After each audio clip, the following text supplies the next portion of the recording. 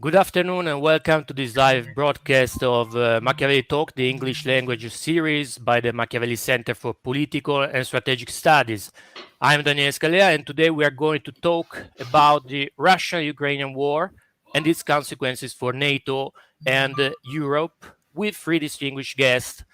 From Washington, D.C., Dr. James J. Carafano, Vice President of Heritage Foundations, Catherine and Shelby Callum Davis Institute for National Security and Foreign Policy. Thank you for being here with us. And from Budapest, Dr. Attila Demko, head of Mathias Corvinus Collegium Center for Geopolitics. Thank you for joining us. Thank you. And finally, from Florence, well known to our regular audience, Mr. Guglielmo Picchi, member of the Italian Parliament and former Deputy Minister for Foreign Affairs. Good to see you. Hi, again, everyone. Guglielmo. Ciao, Daniele. Naturally, thanks also for joining to our audience. If you are listening to this live, do not forget to hit the like and make sure to comment below, especially if you want to ask anything to our guest. We begin our discussions with a question to Dr. Carafano. Shortly before the Russian invasion of Ukraine, the chairman of the U.S. Joint Chiefs of Staff, General Mark Milley, reportedly made the prediction that Kiev would not hold out for more than 72 hours. Was this gross miscalculation by the U.S. military, or was the Ukrainian reaction utterly surprising and unpredictable? And most importantly, how did this miscalculation affect the American reaction to the Russian attack?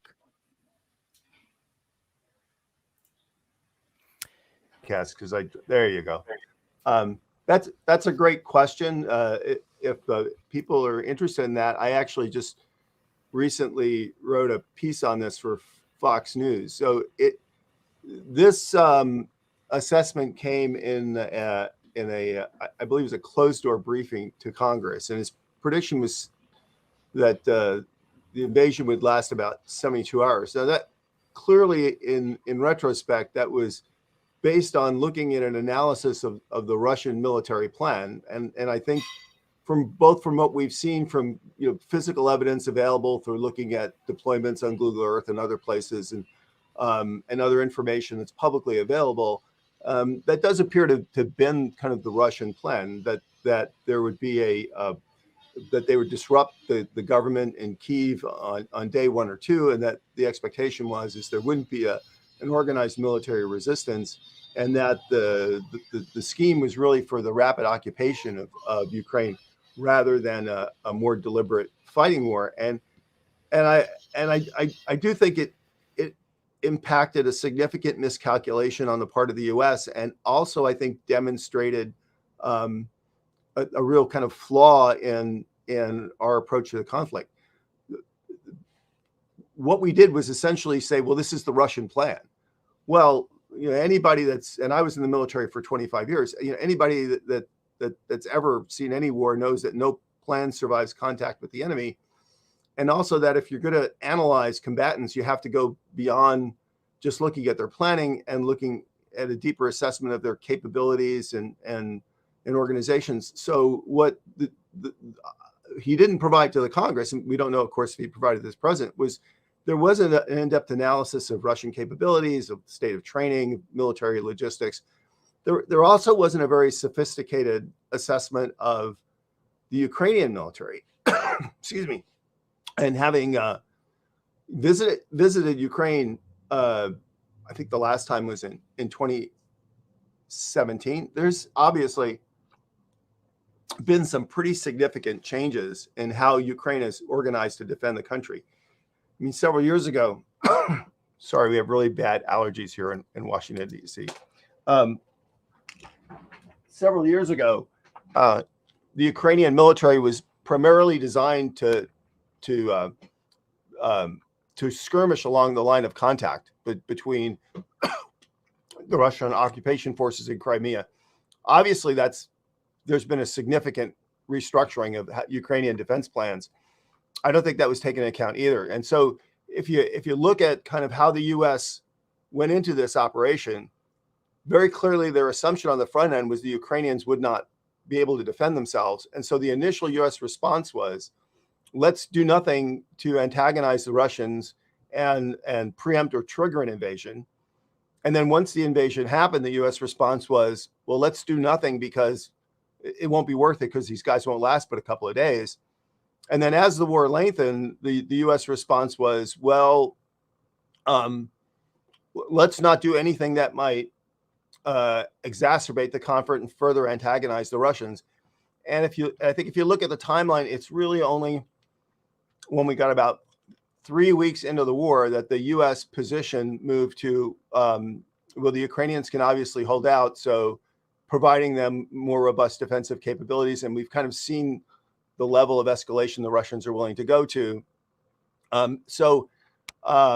You know, as a military analyst, you know, this to me seems pretty poor, because what we're basically doing is kind of responding to events on the ground, and we're not doing contingency planning. We're not looking at, you know, different outcomes, and we're not proactively responding to this. So I actually think it reflects rather poorly on the state of the U.S. response. And I can't be 1,000% clear of where this breakdown comes, of whether it's in the White House or in the advice from military planners or somewhere in between. But I think that's the assessment that we can make kind of from the outside looking in. So thank you for the question. Thank you for the, Dr. Demko. In one of your books from 2019, you wrote that Putin is not mad but furious, and predicted that cornered in Ukraine, he would react harshly. What do you think Putin's initial plans were, and what they might be now after the failure of the battle for Kiev and with a looming offensive in the Donbass? Yes, thank you for your question. I do believe that Putin is not mad, but he doesn't have the full picture. Nobody has the full picture, and actually Putin, and I think the Russian elite believe that they can deal with Ukraine like they dealt in 2014, with a swift operation, with minimal resistance. We should remember Crimea. There were 2 or 3 dead during the whole operation. Most of the Ukrainian army melted. And I think he got very bad intelligence, and this is partly because of how the system works. I wrote in my book a very similar scene to what happened to Sergei Narishkin, the head of SVR, when he was humiliated in front of, I don't know, 100 million Russians on live TV. So this is not a system where you know, it's easy to convey the truth upon power. And I think it was lost somewhere in the chain. What is the real state of the Ukrainian military? What is the real state? And this is more important. What is the real state of the Russian military? And this is the reason. I'm very surprised with this war. So actually, I have to say that I was so wrong, like maybe never before on an issue, because I thought that Putin would start to undermine NATO and the EU before starting the war in Ukraine. But he started with Ukraine, and I think he now is in a trap. So actually, I don't think it's like plan A, B, C, D. There was only one plan, plan A, and they stick to this plan A for a month, which is, you know, I know Ukraine quite well. I've been to the front lines. I've been maybe 50 times in Ukraine, and I saw the change in Ukrainian army from the beginning, from 15 until even in 2 years, there was a big change. So I don't know how the information didn't get to Moscow, that it's an improved army and with a higher morale, higher salaries, for example. I mean, there was a huge salary raise within the Ukrainian army. So what I would say that they had a plan A, and it took them 1 month to realize that this plan A doesn't work. And now they are at plan B, but they have to work on plan B now because they didn't have it pre-planned. And plan B is, of course, the destruction of the Ukrainian concentration of troops in the Donbass. And this is very logical. So actually, I was not being a military expert, but still I could saw it on the map that they should do it from a Russian perspective now for more than a month. And they started they didn't even start the large-scale operation yet in the Donbass. So they are still waiting for reinforcements. The weather is bad. So I think this is now the time for Plan B, and they are desperate. Guglielmo Picchi, Italy has traditionally been one of the EU countries at the forefront of fostering a dialogue with Russia. Most memorably, Berlusconi's activism in this regard when he was head of government, which clashes with the fact that while both French President Macron and German Chancellor Scholz went to Moscow to talk to Putin in the weeks before the invasion to try to avert it, Italian Prime Minister did not, Draghi did not, nor has he shown much diplomatic activism in the past 2 months. To what are we to blame for these? Shortcomings on the part of the government, or is it the objective demotion of Italy's rank among nations and powers? The easy answer is that they are missing a good foreign minister. So I'm not on the job, so that's the main reason. But apart from the joke, let's say that Italy was a good, for the West, was well positioned to dialogue and to engage the Russians. And the more you keep them at the table, the better it was for everyone. The problem is that the 24th of February, everything changed, and a dialogue and trying to engage them as we were trying before, became worthless. Furthermore, all the attacks on civilians and all the potential war crimes that we have seen on screen makes this dialogue almost impossible. But of course, in order to reach a ceasefire, that is the only thing that we should aim in the short term, is that a dialogue is needed. And for, let's say that the Italian Prime Minister, Italy in general, has not done much.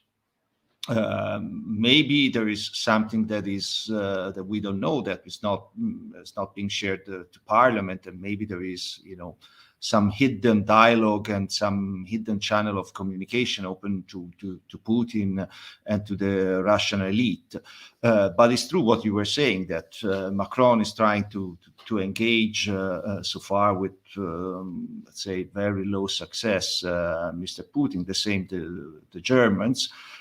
Instead, Italy was nowhere on the map or nowhere in the dialogue. And that's a shame. At some point, there was always some signals, open signals from the Russians that, some sort of engagement of the Italians would have been appreciated.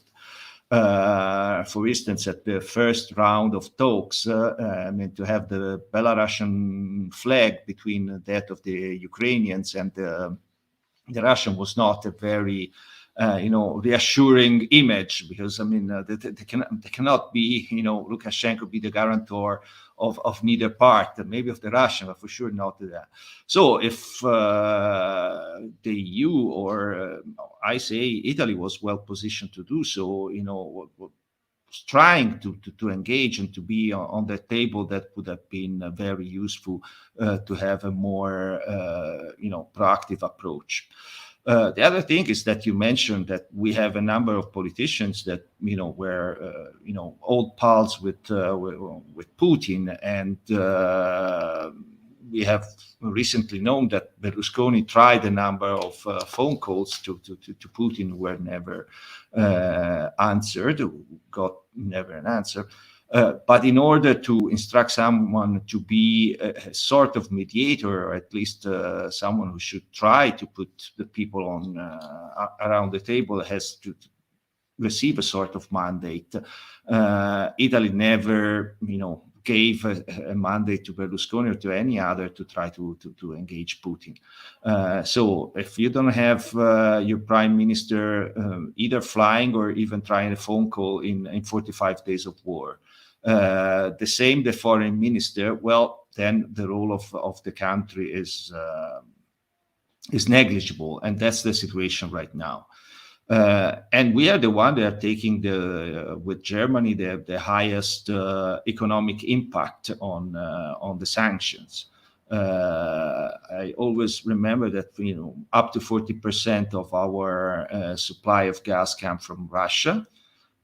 We don't have enough LNG terminals to import the shortfall if we cut the supply from the Russians, and there is no European solidarity whatsoever in terms of subsidies or any sort of help to our industries and to other people in case we go for a full cut of Russian gas. So yes, Italy has been not on the map. Is mainly due to a lack of activism of the government. I tried a couple of times in Parliament speaking directly openly to Mr. Draghi to have at least a phone call. The only answer I got is that Mr. Picchi, you are a friend of Mr. Putin. Well, yes, Mr. Draghi, you just forgot that I said in Parliament right in front of you, Slava Ukraini. If someone, says glory to Ukraine, cannot be really a friend of Mr. Putin. Connected to what Guglielmo Picchi has just said, sanctions on Russia pose a challenge to many European countries, especially those most dependent on Russian gas imports, such as Italy, Germany, Austria, Hungary. Here, there is a strong fear that there could be a halt in supplies that would generate serious socio-economic crisis. Dr. Carafano, many in Europe hope for a strong support from the USA, which is the top producing country of both oil and gas. However, the increase in gas production in the USA is for now well below the increase in demand for export. Right. The US natural gas futures have reached a 13-year high. We also know that the Biden administration is not exactly friendly to the fossil fuel industry. Do we in Europe need to scale back expectations of relief from America? Actually, I think it's the opposite. I think Europeans ought to put more demands on the Americans. I don't mean to be picking on the Americans because I'm an American, but for six consecutive quarters in the run-up to the war in Ukraine, global demand exceeded global supply. So that meant for basically the entire time that Biden was in office, the world was cutting into its global reserves to meet its energy needs. So going into the Ukraine war, the consequences of restrictions in supply or energy sanctions was incredibly apparent, and yet we did nothing in anticipation of that. No, so there was no contingency for that. So I think that is a problem on our end. And the reality is, even now, 45 days into the war, there is no federal effort to encourage rapid increases in production. And honestly, I think that this is a long-term issue. So it is actually vitally important that American production, which has vast opportunity, because the infrastructure is already there. I mean, we could talk about European production and new gas fields and everything else, but you have to develop those. But the European, the American fields and the capacity and the workforce is already there. So the U.S. production capability is literally, other than Saudi Arabia and pumping more, probably the most near-term immediate way we could get more commodity on the market. So and I think European pressure on the United States would actually help a great deal, because there's a lot of domestic pressure for this. Even among Americans are very concerned about climate.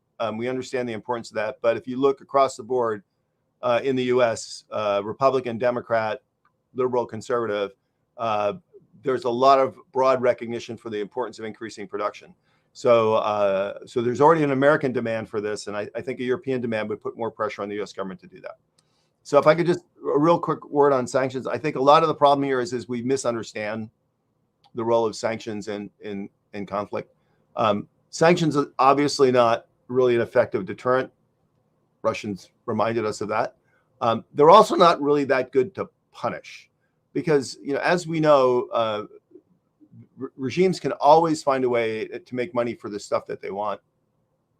North Korea is the most heavily sanctioned regime on the planet, and yet they found plenty of money to build one of the world's foremost nuclear weapon programs. So what sanctions do is they provide less resources to the country, and that forces the leaders in the countries to make hard choices, often that are suboptimal. And so it's not a magic bullet answer to the problem, but what it does is it does put that competitor in a more complicated space. So they're actually quite useful.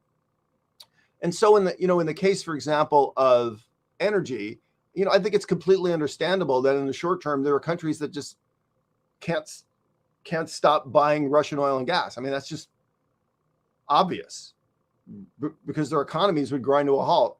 And conversely, the Russians are going to keep selling them, even if they're supporting Ukraine, because the Russians need the money. But the point is, I think you have to look at the economies in the aggregate. Yeah, maybe they're making money from oil and gas, but the global pressure of other restrictions are, because a ruble is a ruble, whether you made it off of gas or you made it off of something else. If you have less rubles, if you have less money, less access to the global economy, that is pressure on you. So I think we need to be more realistic about sanctions. Some of this I think is quite silly. For example, people have gone after India. India actually buys, I think, less than 2% of its oil and gas from Russia. That is not really a significant activity. So to kind of attack the Indians, I don't think really, for all the other things the Indians do for so many of us in collective security, doesn't make a lot of sense. So I'd like to see like more realism injected into this. And I actually think the Europeans have been generally quite reasonable and quite helpful on this front. And but I just think it's because we have to have realistic expectations of what we can expect from sanctions, and we also have to balance that with, it does no good for us to do more damage to ourselves than we do to put pressure on the Russians. We have to balance those. I think it's just realism. Thank you. Thank you. I would like to listen also to Dr. Demko opinion on this matter.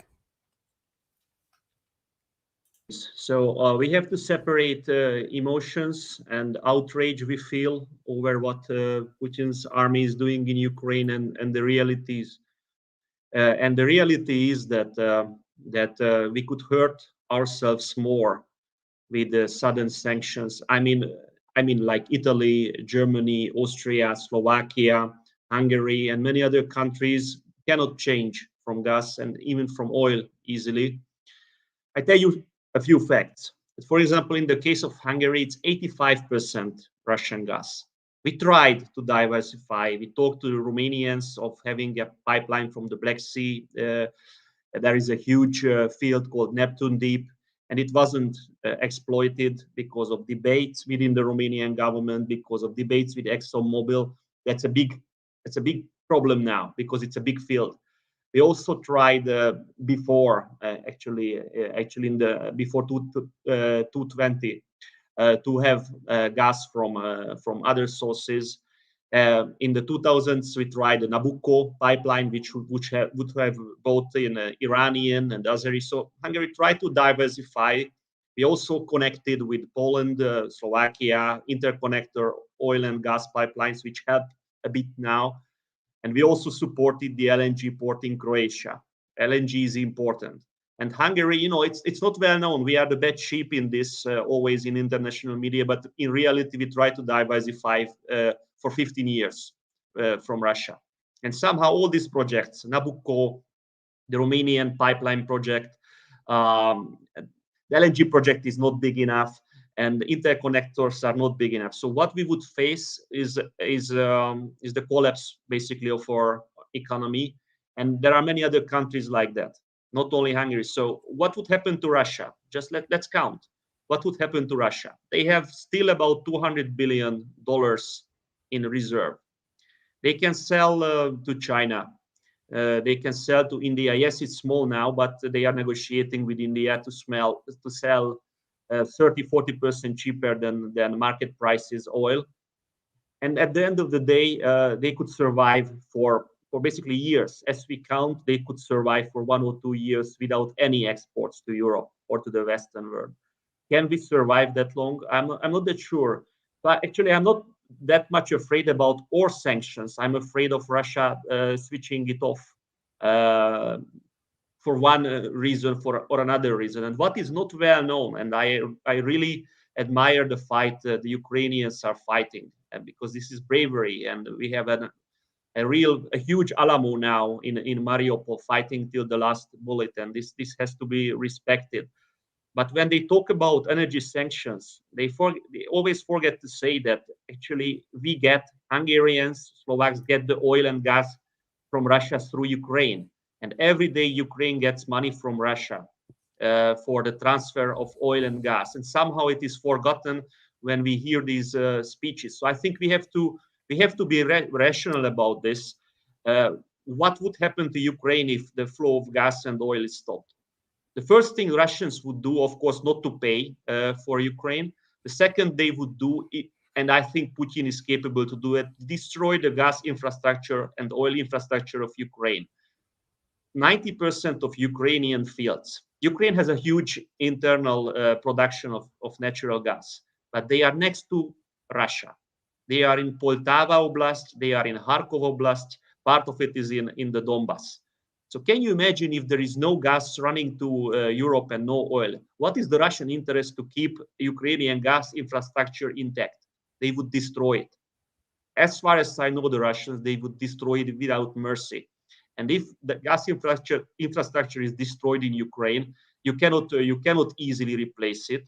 And then Ukraine will have an extremely hard winter next year.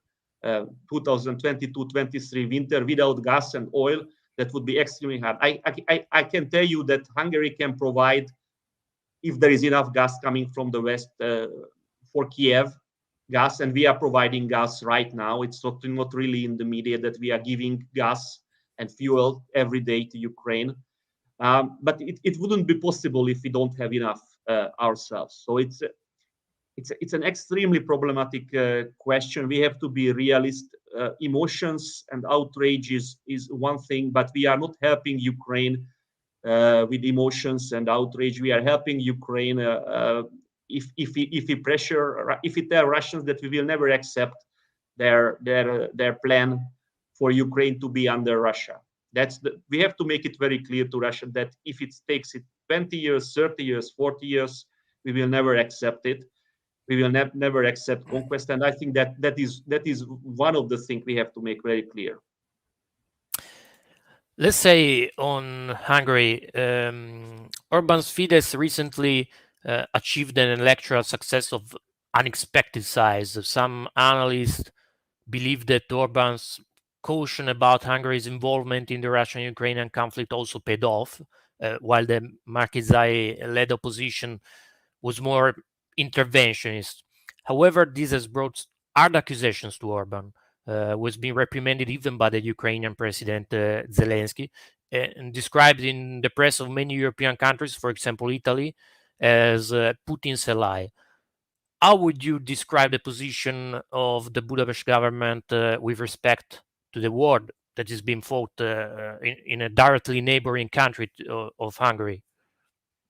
So I think before the 24th of February, we had the correct relationship with Russia. And because of, let's say, historical and national minority issues, we had bad relationship with Ukraine. So this is the starting point. I don't want to go deep into history, but this is something very important for Hungary, how Hungarian culture, language, and history is treated. And there were very serious misunderstanding and also I don't want to go into details because Ukraine is massacred now by Russia, so it's very small. Our problems are very small compared to that what's happening today with Ukraine. As for the problems, let's say the criticism of President Zelensky, again, he's leading a country which is massacred today. So emotions and hard words, I think we should accept it. But it was an election campaign, and election campaigns are very, very touchy periods. So I think there was a verbal fight between Prime Minister Orban and President Zelensky, and it created, unfortunately, even more misunderstanding in the relationship. But the reality is that Hungary is voting in the United Nations, in NATO and EU, 100% with the majority position of the West. We are outraged by what Putin is doing. The Hungarian president, prime minister, parliament labeled Russia as the aggressor. And yes, we are not on board with all of the sanctions yet, but we need solutions, as I said before. And also the military aid, it's again a tricky subject, but there is many news which are fake news compared to that, connected to that. It's true that Hungary is not giving lethal weapons, but we are aiding Ukraine with accepting more than 500,000 refugees, with giving fuel, with giving food, with offering hospitals. So it's a much more nuanced issue than that. Hungary is firmly in the Western camp, and I think anybody who had any illusions about Russia, they are losing it. Maybe in some heads, this is not fast enough. We have to fight Russian propaganda for sure in Hungary. Unfortunately, because of the bad relations in the last few years with Ukraine, Russia had a bridgehead in some heads in Hungary, and I have to tell you one thing which is not well known. Russia was always trying to undermine Ukrainian-Hungarian relations, including with fast flag operations, which means that Russian agents attacked Hungarian ethnic minority. Russian agents used the messages to frighten Hungarian minority, and we know that these, death threats, and these were initiated by Russia. There were other attacks, physical attacks by Russia. So the full picture is very gray, but I think if you look at what Hungary is doing and beyond the let's say the messages coming from President Zelensky and some counter messages, if you look at what is happening in reality, then you will see that Hungary is with Ukraine, maybe not as far, and surely not as far as Poland or the United States. But then if I to explain it, why not? We would spend a few hours here. So let me finish with that we have to work on this relationship in the future. But first of all, the Russian invasion must stop. As mentioned before, Italy is among the countries most dependent on gas imports from Russia. It imports almost all of the gas it consumes, and of these 40% is from Russia. The economy is already faltering after a 2-year period of severe anti-COVID restrictions. Guglielmo Picchi, do you think Italy should and could do without Russian gas and oil? Well, let's say that when I was back in government in 2018, we had the chance to kick off the East Med gas pipeline. I remember I was already booked to fly to Israel for the kickoff of the project, and then the government I was part of, the majority of the coalition said that this is a very costly project, useless, and that we had already enough diversification of pipelines that brought gas to Italy. And the gas was so cheap that we didn't need one pipe more. The reality is that over the last 20 years, the energy policy of Italy was very weak, was very blind. we abdicated to building a number of LNG terminals, which would have been very useful right now.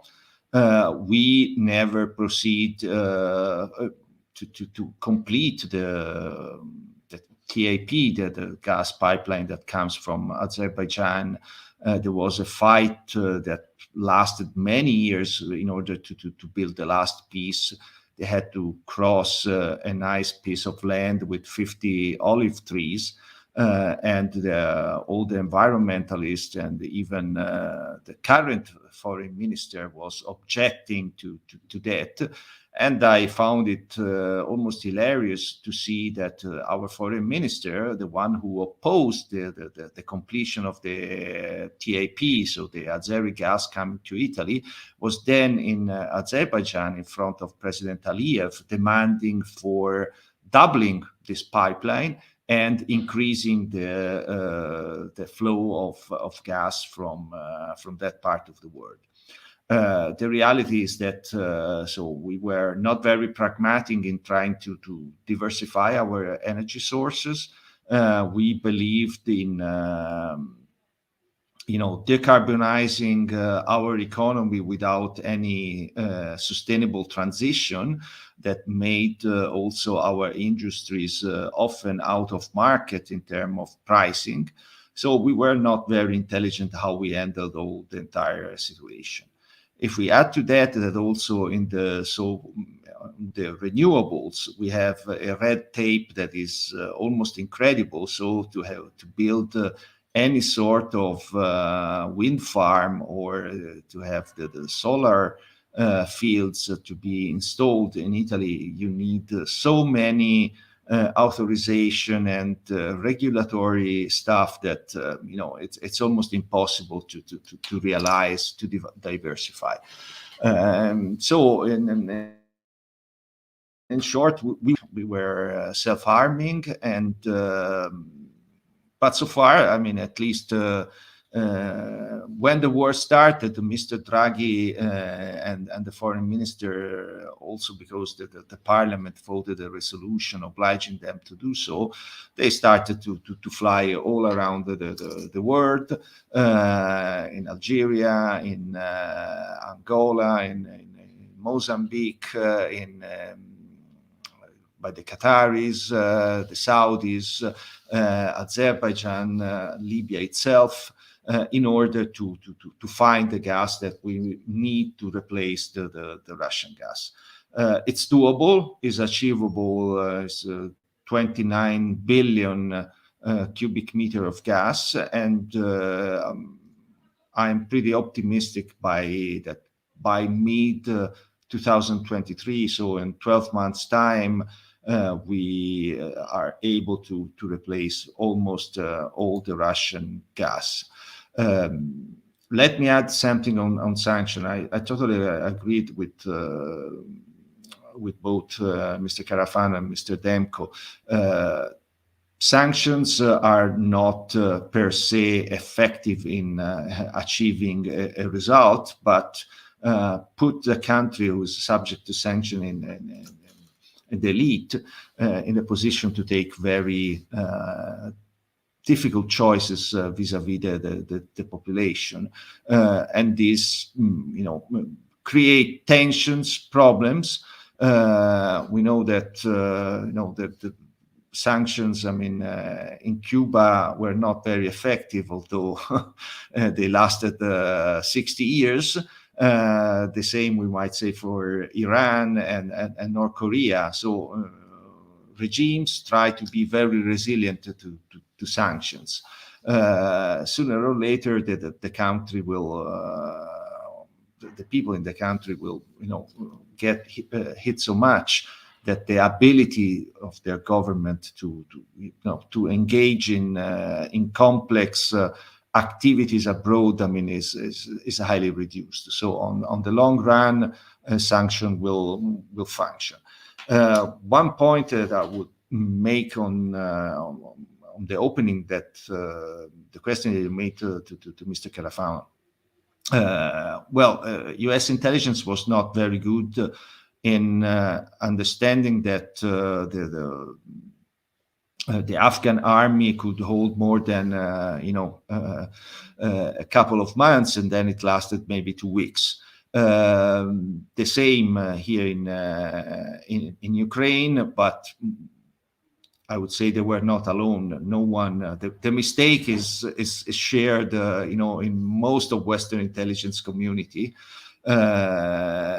Although I remember I flew to Kramatorsk and to the line of contact when I was deputy foreign minister in 2019, and I saw that at least in that part of the country, the Ukrainian army was well equipped, both in terms of small arms, in terms of gear, protective gear, helmets, body armor, that stuff. That was a significant change to what I've seen, a few years ago when I was in 2011 in Crimea, where it was almost an amateurial army made of, volunteers, and so that was a big shift.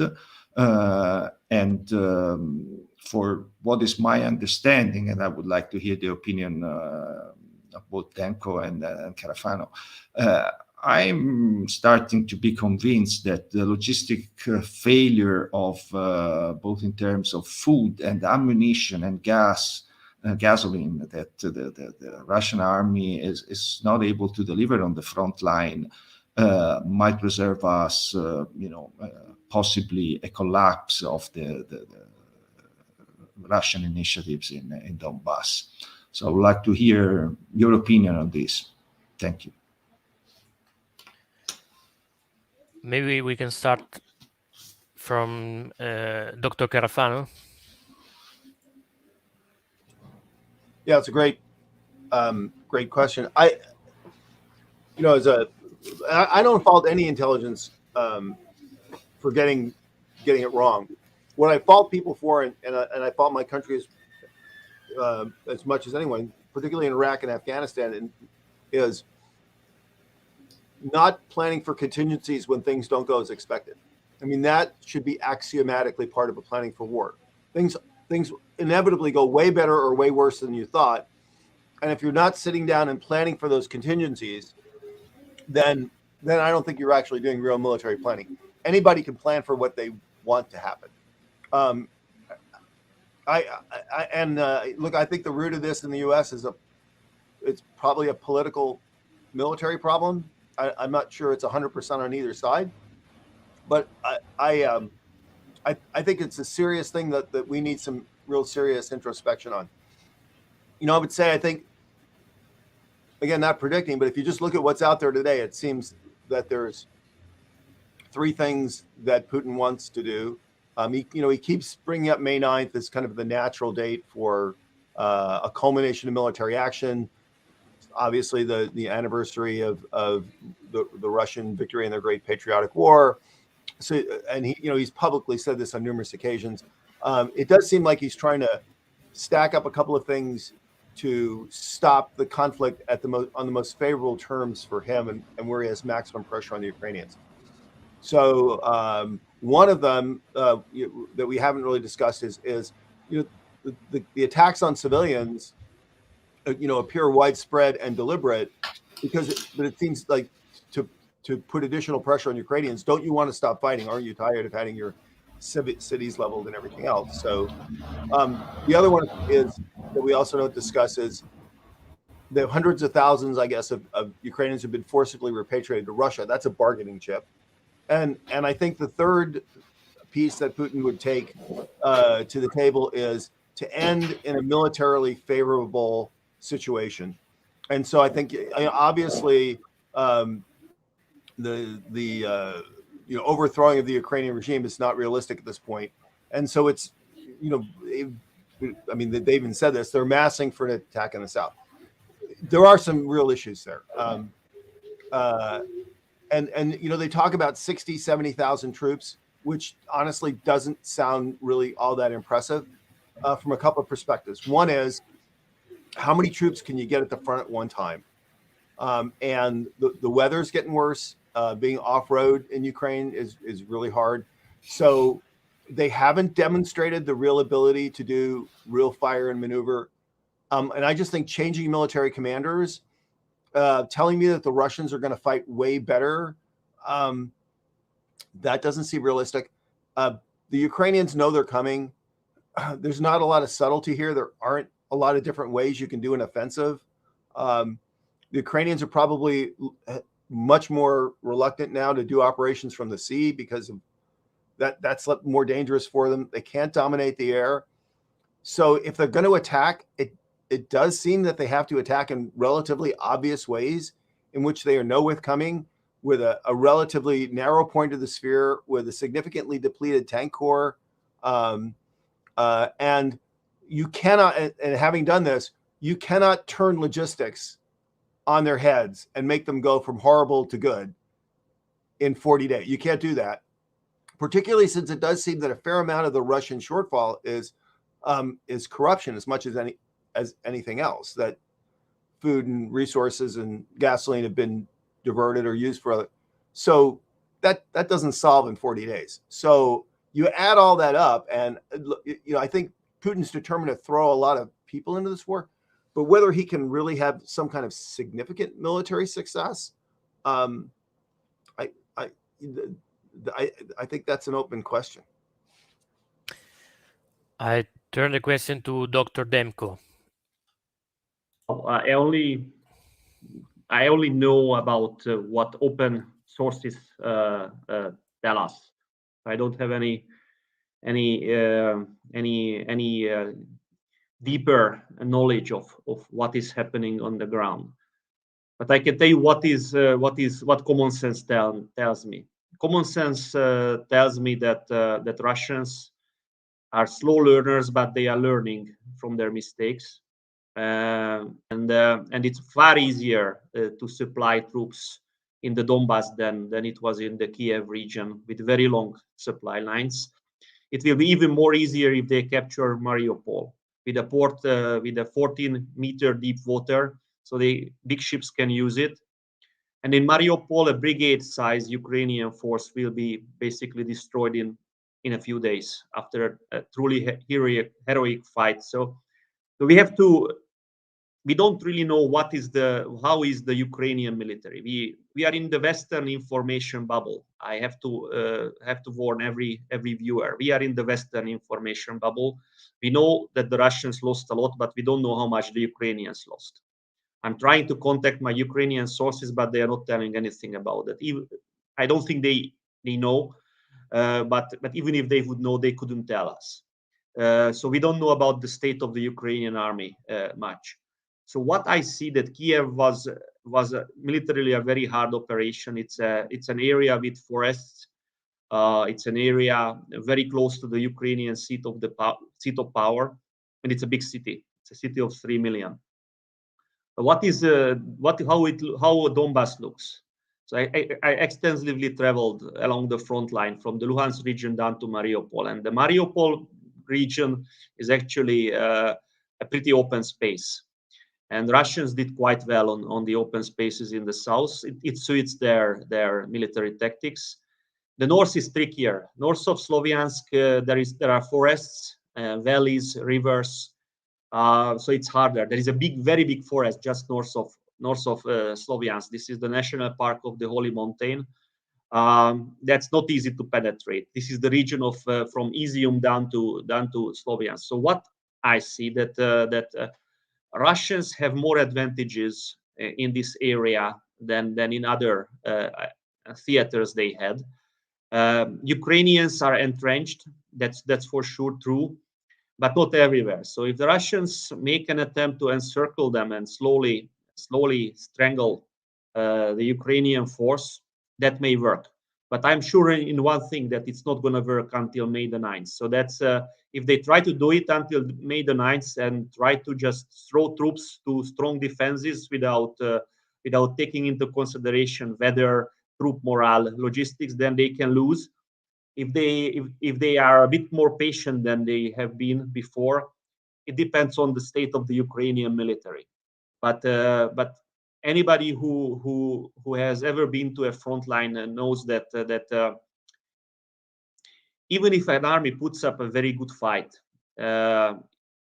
artillery and air force matters, and in that Russians have the advantage. So there can be a crack in Ukraine. So I'm not saying it's going to happen, but I'm not that optimistic about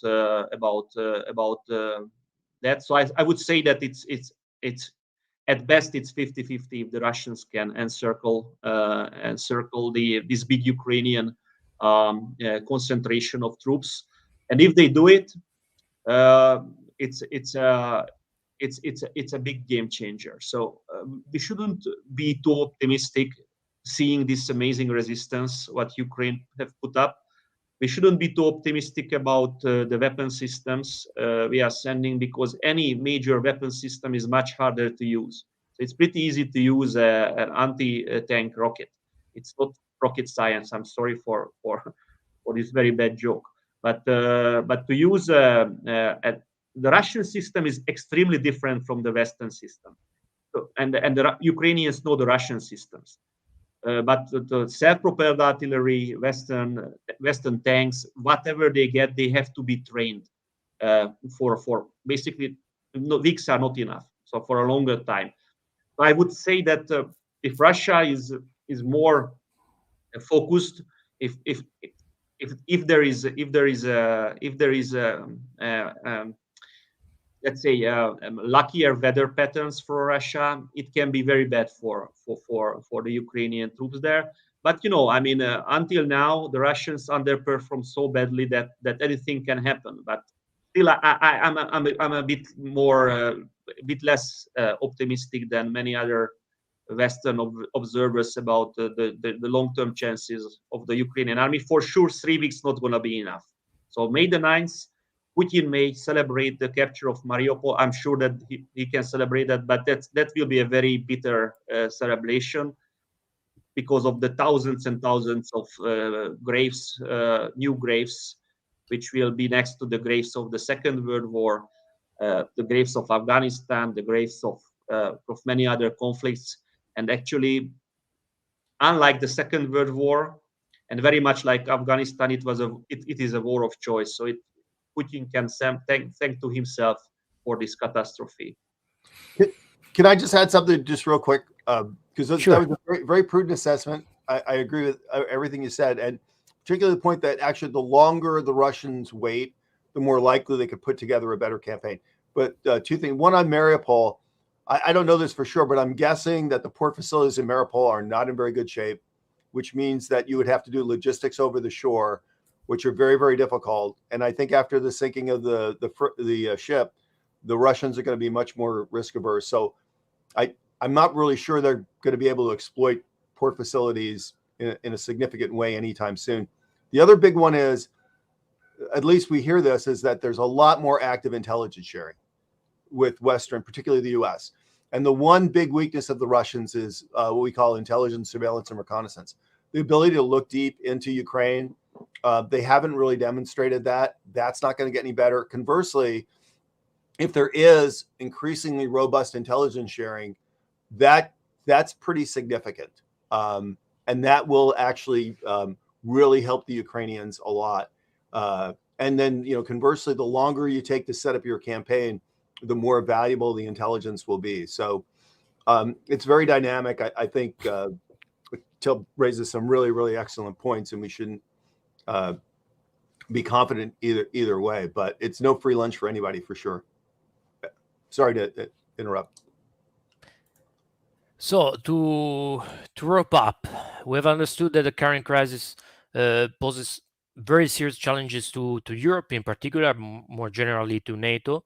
The choices being made in these weeks will have a lasting impact on our societies and economies, as well as on international politics.